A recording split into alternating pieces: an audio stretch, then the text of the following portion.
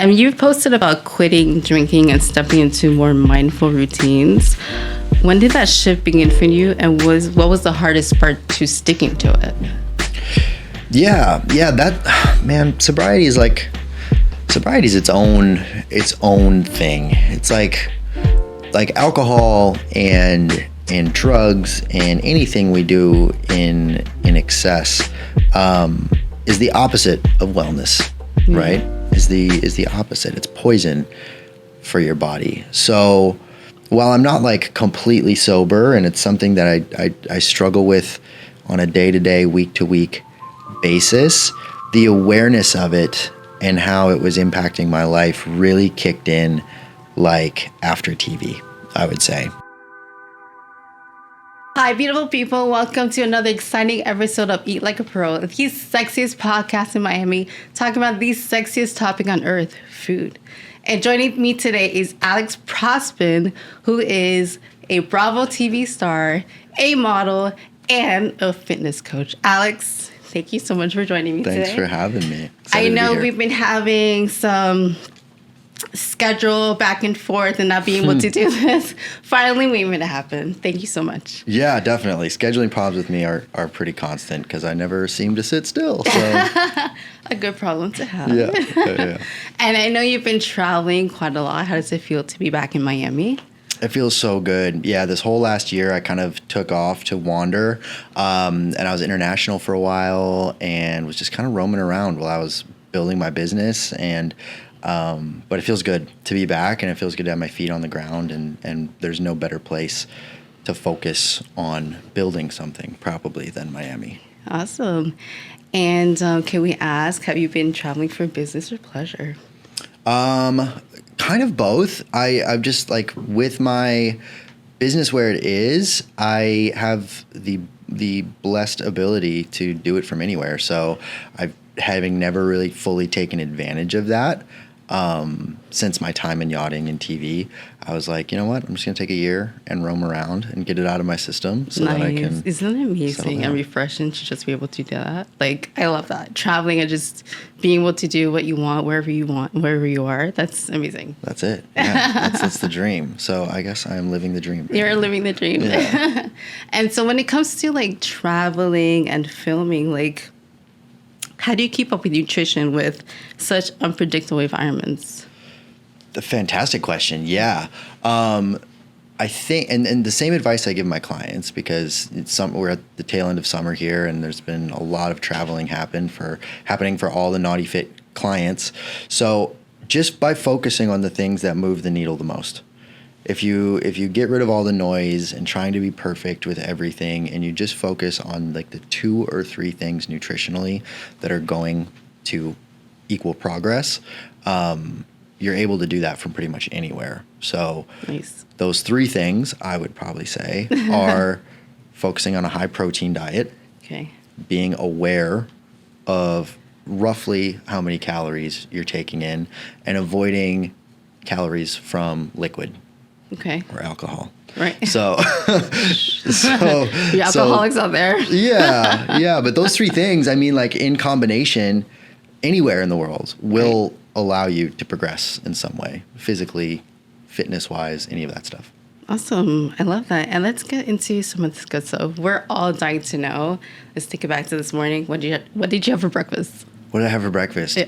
I pretty much eat the same exact breakfast every day, which is, You're a man of routine. I am pretty much in that one area.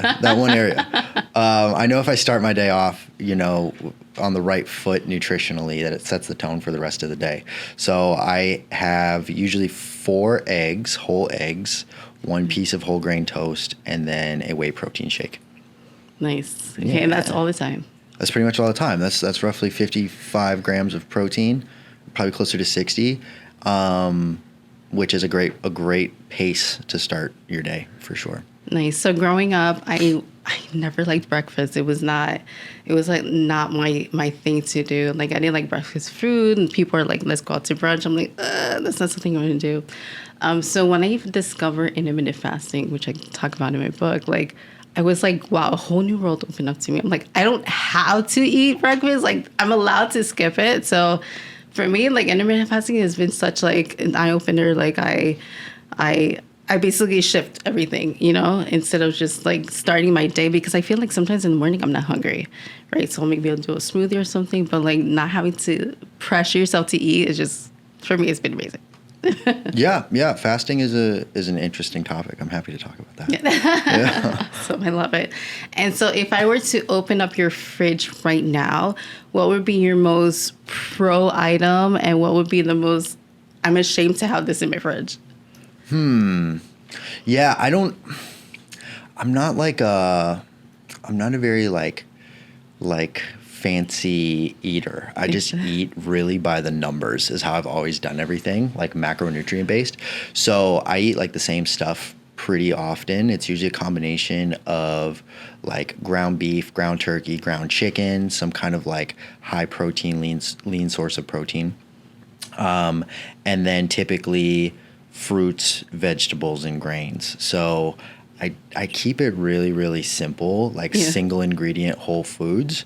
The one thing that probably doesn't belong in my pantry more than refrigerator is, have you ever tried the like chocolate chip cookies from Whole Foods? Yeah. The brown butter ones? Yeah. Oh, that's deadly. Deadly. They're like 300-400 That calories is pretty a piece. simple. Yeah. But delicious. Yeah, but I can't stay away from them. It's a borderline addiction. So then you have to like go to the gym for like 24 hours.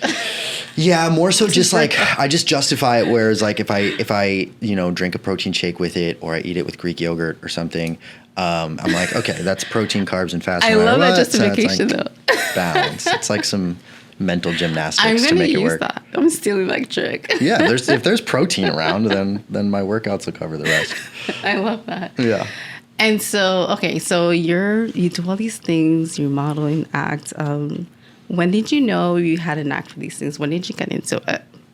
Give us the details. Yeah, so prior to TV, Bravo, and yachting and everything that I've been doing basically for the last 10 years, I actually went to school for exercise science. So my first like full-time... You're such a nerd. A little bit, yeah. Just on this topic, truly. I can talk about it all day. But yeah, so prior to like TV and acting and everything that I've been doing, I worked as a personal trainer. That was like my first a big kid job out of school. Nice. And I did that for 2 or 3 years, like in a gym, in person. And it kind of like, I got away from it a little bit because working in a gym setting, it's just, you really burn yourself out.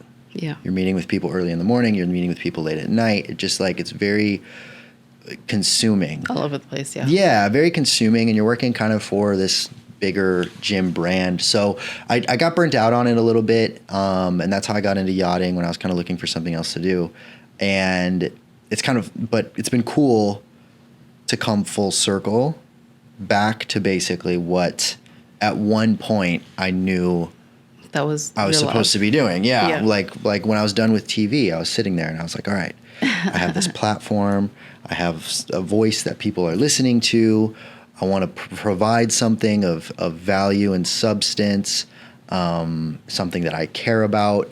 And at the time, I was kind of going through my own sobriety, getting back into the gym type of thing. So I was just posting about it on social media, and people started contacting me like every day. Just, what do you think about this? Or how do you do this? Or like, what are you doing for this? Like, they care about what I think. That's amazing. Totally. And that's what birthed Nautifit was just this like this desire, this need that people were expressing for more information on these topics that for me were just like second nature. I didn't think about them. But yeah, it brought me back full circle to doing what I'm doing now, and I'm very grateful for that. That's awesome. And how was your experience on Below Deck and Winter House? How did that influence how you see yourself in terms of like your lifestyle and your branding? Yeah. TV's a crazy experience. There's no way to prepare for it, and there's no way to prepare. There's no guidebook. There's no guidebook, and there's no way to, prepare for a little bit of the fallout. So it was I had 2 shows that came out back to back, like in the same year. Oh, So wow. I was doing Okay. everything at once, 1 year, like intense. And my own battles with substance abuse and things like that really made it a tumultuous experience.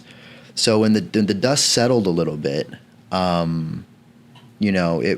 there really was probably there was another probably year where it was just like reconnecting with like, all right, who am I? What am I supposed to be doing? Because it was such a whirlwind. Yeah. And it was a positive experience doing TV. No regrets at all. Met some amazing people and learned a lot about myself. But the lifestyle of doing TV is difficult to navigate, I would say. So coming out of that, it really just kind of showed me where I need to focus, and it exposes the most abundant flaws, I guess, in your system and your way of thinking. So it was a really kind of a wake-up call for me more than anything else.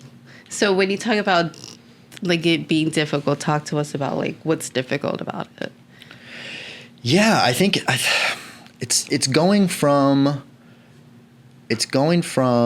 having nobody really care about what you're doing or why you're doing it or anything like To that. people scrutinizing To your all of a every sudden, under a microscope, Yeah. everybody watching everything, little thing that you do and say.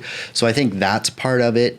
But then I also think, for better or worse, it's a mirror a little bit, because you watch yourself back and you watch yourself and how you handle interpersonal situations, and where you think back to what you were thinking in these moments while you're watching yourself on screen.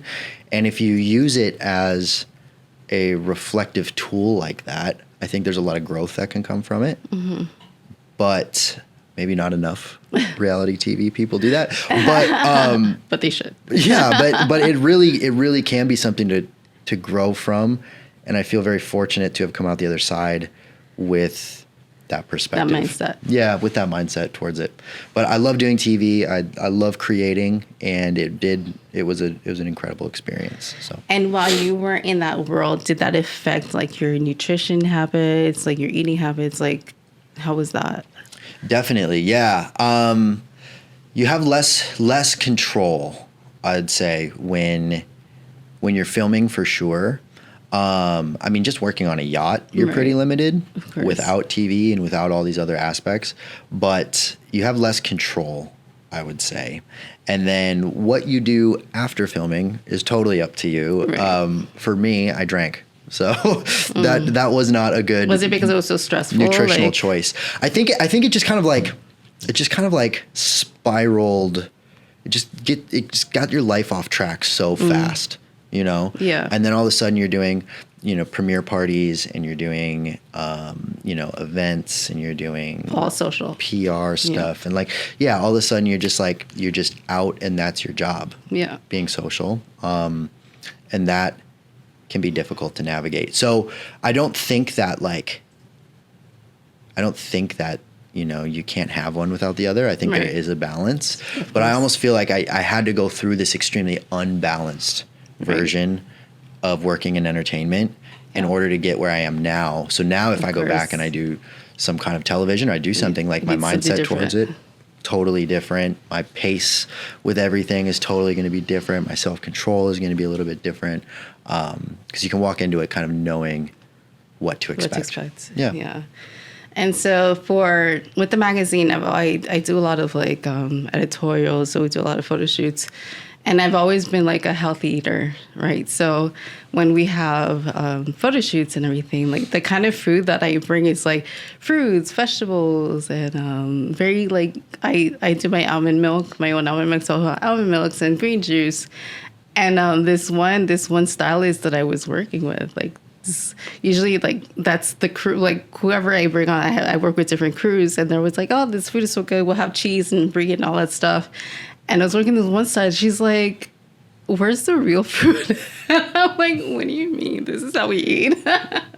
So she's like when she's on set, they usually like order all this fast food and all that stuff. And then for me, that was like so different because my background is medicine, so I didn't come from a world of like being in publication and all that stuff. So for me, I'm just taking what I know in my medical background, bringing it to the magazine, so I bring it to my shoots. Yeah. So for I guess for other people, it was unconventional to eat so healthy during like such like a production. But for me, it was just like, well, this is how I eat, so this is how I'm bringing it to, my crew and my people in my world. So I think that's kind of funny. Like you mentioned, like your background being medicine, so you're looking at food as medicine, right? Almost, and it's with my background being in fitness, I look at food as fuel. Right. So exactly. I think it's kind of funny how like we're all looking at it through a different lens, but we all understand the power. Right. Exactly. Nutrition. So plays. for me, it's like whatever setting is I'm in, like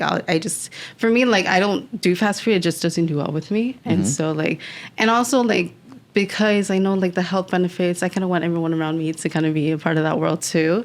So it was just so funny. Or I'll have some people that like on set, like, well, where's the alcohol? I'm like, we're here to work. Like, we're not here to get drunk. What's happening? So it's so funny how everyone just like approaches things very differently. How you said like afterwards, like you'll drink, or like after set, I am drinking, like this was stressful. We've been shooting for 12 hours. So you want to take that edge off sometimes. So I got it. Yeah, totally. And so as someone who shares a lot of real content, how do you balance the picture perfect and the raw reality? Good freaking question. I don't know that you do, truthfully. I don't know that you do. And I think the thing that makes like social media kind of aggravating to me is that so much of it isn't real. Yeah. And what is the point of that? If social media is to be social, and which means to connect humans and connect ideas and connect groups. Yeah, but then what is the point in being, divisive or trying to get a response out of people on purpose, or like doing those types of things? That it just doesn't make sense to me. So you would think, right? But people live on drama, right? Yeah. And maybe I look at social media a little bit too literal, but for me, I'm like, all right, this is something that other humans are consuming in their timelines. If it's not something that's contributing to for the better in some way, then what's even the point? There's enough trash out there. Right. There's enough going on in the world. Yeah. And I think it is raw the way I try to share it, which is that it's not always good. And it's a human experience. People need to connect. Totally. And part of that is struggling with things physically, mentally, nutritionally. So I think that roller coaster that we all go through is better to bring some attention to the actual ups and downs than to paint it as, I'm able to do this, why aren't you? Right. Exactly. Yeah. And I remember when I first we've connected years ago, and when I first reached out, because I was hosting a wellness event, and you're like, oh, did you see me on Below Deck? I was like, what's that? Because I don't watch reality shows. And then I went on because what attracted me to your Instagram was all the fitness stuff, was all the, the nutrition and stuff like that. So and then I went back, and then I had to go, I'm like, oh, you want a reality show? I'm like, okay.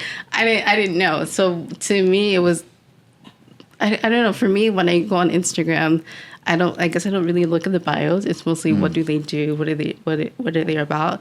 So for me, like, and I'm also very new to Instagram. I didn't have Instagram until I started the magazine. Okay. So I'm like 6 years young to Instagram. So for me, it was like a whole different world. But when I reached out, you're like, oh, you must have seen me on. I'm like, I don't know. I'm like, I'm having a wellness event. You want to come? And I remember that's the first time we had connected. So. I love that. Yeah. I love that. And I think that is the way social media should work. It's supposed to connect people. And Research. It's supposed to connect like-minded people and like-minded groups. So I'm glad it worked for us. I know. Yeah. And look at us. Now we're in a podcast. And here we go. I love it.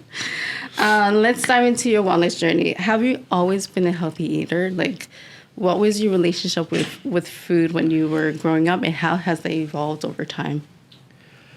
Yeah, I think I don't come from like a background of fitness. It's not like, my parents were super big into it, or my extended family is super big into it. So it's something that I kind of discovered on my own. I don't think I ever thought about the relationship of food to our bodies, to our lives, to our energy, to the way our brains work, our moods, anything like that. So it wasn't until that my mom experienced some really serious like health problems when I was growing up, and that kind of inspired me to like get into fitness and go to school for exercise science and figure out some different things that could benefit from her, or could benefit her. So that was probably like in my early 20s. And I think like nutrition's probably one of the coolest parts to me, because there's so many different ways to get your body to do what you want it to do. And I think nutrition is, in many ways, it's the messenger to your body. You tell your body what you want it to do by the fuel that you're giving it, basically. So when I made that switch of looking at food as fuel, everything kind of changed for me. Nice. Was there maybe like a food that you had that was a wake up call to it all, or? Yeah, I mean, like my early like experiences with fitness were, young dude lifting weights. It was all about like building Attracting muscle. girls. Yeah, like building muscle and leaning out and doing all this stuff. And while that's still an aspect of like what I do, it's not the main focus. So from a pretty like early point when I was really focused on fitness and nutrition, it was always about macronutrients. It was always about proteins, carbs, fats, the right percentages of each of those in your diet. So I would say the one, and my clients hear this about 8,000 times a day, the one thing that I'm constantly thinking about is protein. Yeah, for sure. Any source of it. Yeah, any source of it. I love it. And you've posted about quitting drinking and stepping into more mindful routines. When did that shift begin for you, and what was the hardest part to sticking to it? Yeah, that, man, sobriety is its own thing. It's like alcohol and drugs and anything we do in excess is the opposite of wellness, right? Is the opposite. It's poison for your body. So while I'm not like completely sober, and it's something that I struggle with on a day-to-day, week-to-week basis, the awareness of it and how it was impacting my life really kicked in like after TV, I would say. It got really out of control for a while.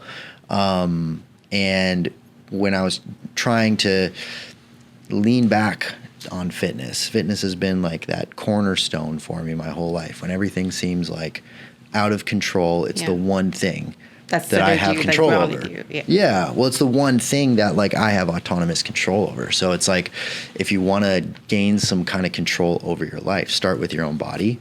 So after filming, after TV, after all the dust settled from the first round of that, is when I guess I really was kind of faced with like, okay, is this the direction that we want to move? Because we can see how that's going, and it's dangerous and it's destructive and it's ruining relationships and it's doing all of those things. Oh, was that bad? There was really relationships and stuff. Yeah, I mean, I think if anybody's honest, alcohol, drugs, anything like that doesn't contribute positively to relationships. So when you're doing it in excess, yeah, there's friendships, there's drama. You don't know where the reality show starts and reality begins. And I've experienced that firsthand with friends that I've had that struggle with it. So yeah. Yeah. So it can be really destructive. So when I was faced with kind of the trajectory of like where that was going, and a few just like really bad like weeks and a few lost friendships and like things like that, and I was just like, okay, that's not how I want to be, how I want to be perceived, how I want to live my life. So that was when I guess I really had to decide. I was like, okay, if I want to help people and I want to build this business, And I want to have friends. And I want to have friends, and I want to have family, and I want to be who God made me to be. I have to change something. Yeah. And if I identify the most destructive habits or behaviors that I had at the time, it's like those are the first ones that have to go. And I would say like maintaining that and sustaining it isn't easy. And to put that on anybody to say, I'm never going to drink again, I'm never going to party again. That's not realistic. That's not realistic or fair, maybe. Yeah. So my method has been just choosing every morning. Like, okay, I think I'm going to be sober today. Day at a time. Yeah. Yeah. I think I got today under control, and then tomorrow I'm going to worry about tomorrow. And if it finds its way back into my life one day, I'm going to wake up the next morning and decide again. I'm going to do it again. If it's something that I want to, if I'm going to be sober today, and if I am, I have control over the day. And I think that's a really powerful place to operate from. That's a good mentality to have. Yeah. That's good. Tell us about your baby Nautifit. What's that about? Yeah, my baby Nautifit. So Nautifit, all of these ideologies, these philosophies, the science that I studied, all of the thousands of people that I've trained over the last probably 10 years of like coaching on and off, all of that experience boiled down to basically this system, this program. So after TV, after yachting, I'm still a captain. I still love working on boats. I still love doing TV. I still love doing all those things. But knowing that I wanted something more fulfilling, and I had all these people reaching out to me, and I had a few clients that I've been training for a long time, I just decided that I was going to try this all online. And it has been an incredible blessing. I never would have imagined that in the last couple of years of Nautifit that it would grow to what it is. But essentially what it is I do custom nutrition and fitness coaching. The system itself is a little bit different than a lot of other programs because it's designed for busy people. Specifically, it's designed for busy people. My background is in mainly coaching women, which once again goes back to my mom and what I studied in school and who I've worked with a majority of the time over the last decade. So specifically the program's designed for busy women, and the reason it works is because it's sustainable.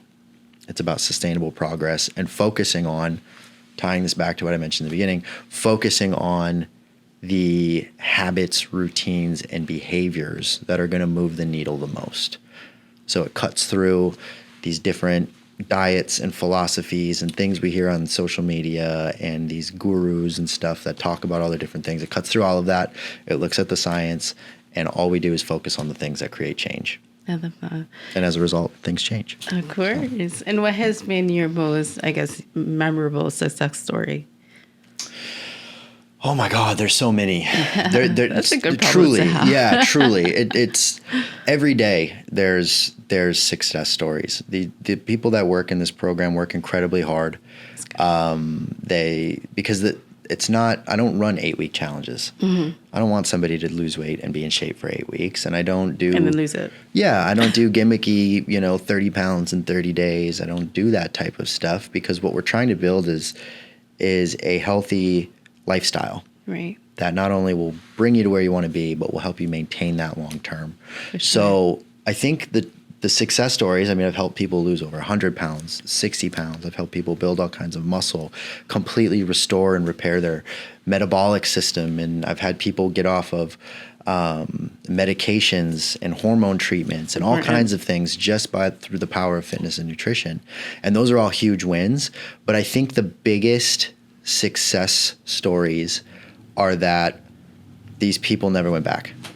They've been able to maintain and sustain their progress. They've changed their relationship with food and exercise. They've changed their own relationship with themselves and their own confidence and their belief in themselves to be able to accomplish something. And I think that is the success right there. It's not a number on the scale. It's who really you become in pursuit, maybe, of that number. I definitely agree. And this is something I talk about in my book. It's mostly about, it's not following a diet blindly. And first of all, I don't even like to use that word diet. It's more like lifestyle shifts, right? So it's, if you're going to follow something, follow because it makes you feel good. And don't be afraid to like mix it up. If you're doing keto and then you're doing plant-based, like what's making you feel good? Because a lot of times the food itself may be healthy, but it may not be healthy for you, right? So you have to kind of, like, for example, like people that have like hypothyroidism, you know, you can't eat a lot of kale. If you eat kale, then you have to balance it with fish, right? So you have to like listen to your body, what makes you feel good. And just because your favorite Instagrammer is doing some type of diet doesn't mean you're going to look like that or you feel like that. So it's a very personal journey. So, and it has to be sustainable. So I think that's the most important part about anything that you do. Yeah, yeah. And I think it starts with clarity on what you're trying to do. Exactly. So I mean, if food is fuel and food is medicine and it's a way of communicating with your body, then you have to know what you're trying to communicate with your body. Like doing fasting or doing, you know, vegetarian or doing keto or paleo or any of these restrictive diets, what they all have in common is they make you eat less. Right. So if you consistently eat less and balancing. move more, Yeah. your weight goes down, right? Right. You move more, you eat less, your weight goes down. It's not a trick, cinematic trick. It's nothing cinematic, but I think that's what people maybe get a little bit confused about, is because they try something for like 3 weeks. Yeah. And they're waiting for it to work and nothing really happens and they switch to something else. Anything done sustainably will send your body a message. Of course. Even if you don't know what the message is you're sending Right. it's going to send it a message and your body will respond. So I think a lot of times people just don't stick to something long enough to actually get the desired outcome. Exactly, because people are so quick to see quick results. If they don't see it, it's like, that's it. I'm not going to eat this anymore. I'm not going to work out anymore. But like, if you just stick to it, and you have to be patient. I think patience is everything, you know? So, I mean, if you're 300 pounds, you can't lose like 200 pounds in like a day. Yeah, wouldn't want you to. Would not want you to. Yeah. Literally. So, yeah, if you want to be patient, you have to be, and you have to be in the mindset of wanting to change, right? Because if you're doing this lifestyle shift, it has to be long term. It can't just be like, one day you're doing it, and the next day you're out drinking and partying and like, ugh, to do it all over again. Has to be, yeah. And I think you also have to go through a lot of life while you're trying to make the change, right? In order to have the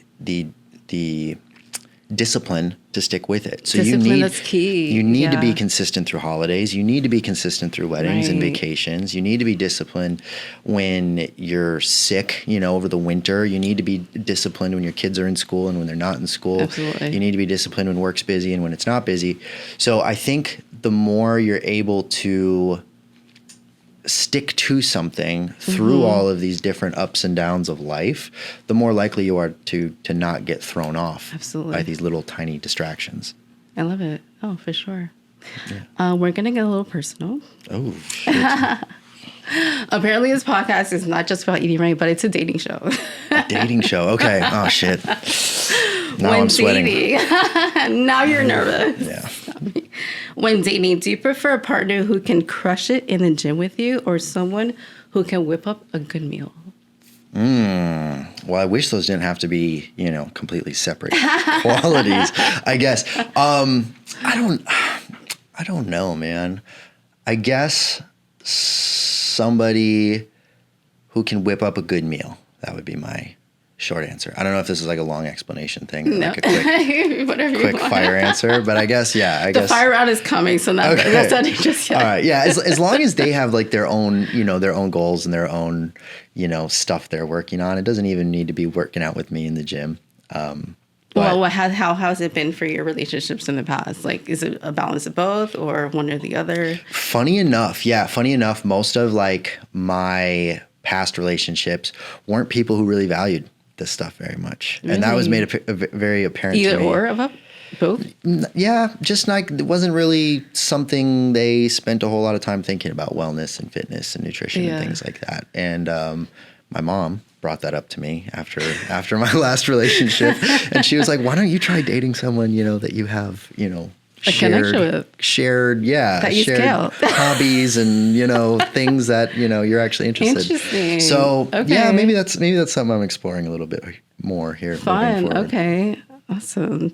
If your personality were a dish, what would it be and why? If my personality was a dish, shit. No pressure. That's such an odd question. I like it though. I like the creativity. I don't know. Maybe like I guess my favorite foods. I guess. What is your favorite food? My favorite food is like steak, probably, Okay. and watermelon, specifically. Ooh. Sometimes together. Yeah. I don't know. I dig Yeah. that. Yeah. You just said that a lot. That's pretty cool. It's like refreshing, and then you have like it's meaty. Yeah. I like that. Yeah. Okay. Kind of rich. Dig your teeth into it. That's sustainable. Yeah. I like that. Miami is full of indulgences, as you know. Mm-hmm. How do you balance enjoying the food scene without derailing from your goals? I do enjoy the food scene here. I guess what I do is I just don't. I cook at home 90% of the time. Yeah, and I'm focused on my goals. Because you know what's in it. That's it's it. fresh or whatever. That's it. I focus on my goals 90+% of the time. So when I go out to enjoy the food scene, I don't really have to worry about what I'm consuming within reason. Like I know that tomorrow I'm going to be back on it. I'm going to be in the gym all throughout the week. I'm going to be burning these calories. So I don't stress that much about it. But even when I'm eating out, I try to stick to pretty much single ingredient whole foods. And, so I don't indulge very much. Food isn't something to indulge in very much for me. No. And that's why I lived living abroad in Spain. Like tapas, I just like to taste different stuff. I don't like being like full and having all these food. Like it's not a turn on for me. Yeah. No, yeah. Especially like if you're on a date or something like that, it's not like you're gonna sit there and like gorge yourself. Right? So. That's disgusting. Yeah. Don't be bloated. Yeah, you like fall asleep while you're sitting there. Everyone has itis. Yeah, totally. But like when new restaurants open in Miami or somebody wants to go somewhere, kind of rad or different, like I don't restrict myself. I don't hold myself back.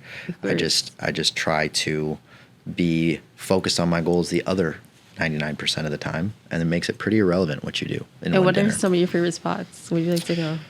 Yeah, my favorite restaurant in Miami is the Rusty Pelican in Key Biscayne. That's an oldie. Yeah. Oldie but goodie. It's so good. The view's amazing. It's beautiful. Yeah, it's beautiful there. The food is great. Great steak. Yeah. So I really... Do they have watermelon?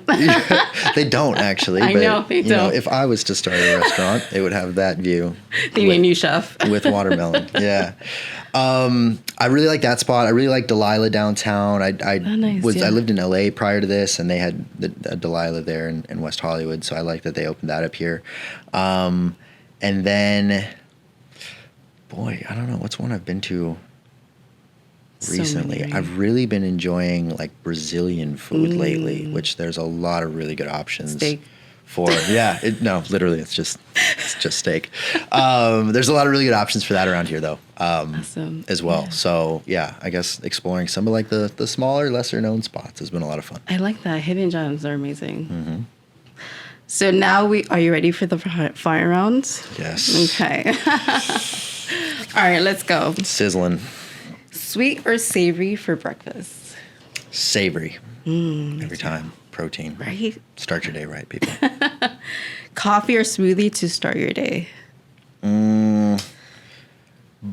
Both. Usually it's like protein smoothie and then coffee like in the late morning. Okay. So I think they both need to happen. Okay. That was very long. Let's not wrap it. Okay, sorry. Zero explanation. Taco or burgers, and it could be plant-based. Tacos or burgers? Tacos. Okay. One food you can't live without. Steak. That's pretty much really? Whey protein, steak, watermelon. One food you'll never touch again. Oh. That's... I can't think of one offhand. I guess maybe like impossible meat. Impossible meat. Yeah, Okay. like vegan. You'll never meat. touch that again. No, it's so full of terrible chemicals and additives. It's really, really terrible for you. Don't eat it, people. Make it at home. Right. Make your own black bean burgers or whatever. Right? Yeah. And it's so much better. It's so much better. It It's tastes kind of better. like I'm obsessed with almond milk. Like when I first started making it and then I bought it, I'm like, this is not almond milk. I Yeah. don't know what's in here. Same thing. Yeah. Read the labels, because oftentimes like healthy alternatives or things that are marketed to us as healthy. Yeah. You read what's actually used You're in like, there. I can't even say that. Yeah, Like, and it's full of chemicals. Like, what needs to be in almond milk other than almonds and water? You know, you would think, you right? would think. So you go and you read Silk Packaging. I don't know if I can say brands, but you go and read that, and you're just like, what are these things other We're than not almonds? promoting those. Yeah, sorry, I'm bad at fire rounds. I'm really bad at fire rounds. Get me on a tangent. It's amazing. That's good. All right, to wrap it up, before you go, we have to know, what is one shift someone can start making today to start eating like a pro, besides eating steak? Well, that would be not a bad place to start. I'm just kidding. What I would say is similar to my travel advice, which is prioritize protein, be aware of how many calories you're consuming, and then do your best to eliminate calories from liquids. Those are the ones that sneak up the most. Those are the ones that your body metabolizes as sugar the most, or are straight up sugar the most. So if you eliminate a lot of sugar, you eat a lot more protein, and you're aware of where those calories lie, you're back in control, and you can decide. You can send your body the message for whatever Like you want you'll it to do. basically be a new person. Yeah, you stick to that. You send it the consistent message. You'll be a new person. I love that. Yeah. Alex, thank you so much for joining me today. Thanks for This is having me. amazing. Yeah. Your rapid fire round did suck. I'm just kidding. It did suck. It really did suck. It did not suck. We love it. And for everyone joining us today, thank you so much. If you have not picked up a copy of my book, Eat Like a Pro, like, what are you doing? Like, what are you doing with your life? Like, good things are waiting for you, and we want you to live your best life. So until the next episode, keep being amazing and keep being a pro that you are.